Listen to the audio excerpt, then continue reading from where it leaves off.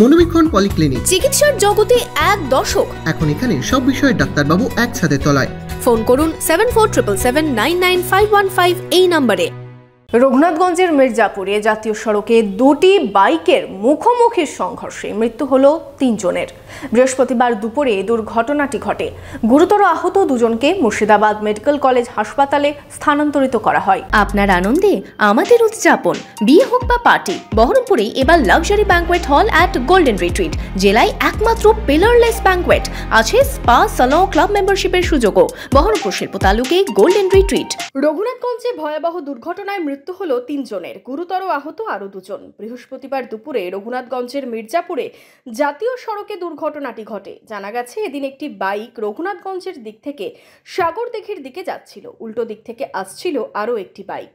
দুটি বাইকে ছিল 5 জন। মির্জাপুরে রাস্তার টার্নিংয়ে দুটি বাইকের মুখোমুখি সংঘর্ষ হয়। ঘটনাস্থলেই মৃত্যু হয় 1 জনের।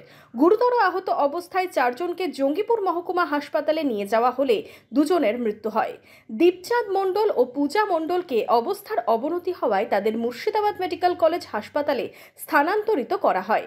জানা গেছে, মৃত ভাদু মণ্ডল, সঞ্জীব মণ্ডল ও শুভ মণ্ডল 3 জনই দ্বীপচর এলাকার বাসিন্দা। পূজা মণ্ডল স্কুল ছাত্রী। স্বামীর সাথে বাইকে করে স্কুলে যাওয়ার পথেই ঘটে দুর্ঘটনা। কারো মাথাতেই হেলমেট ছিল না বলেই খবর।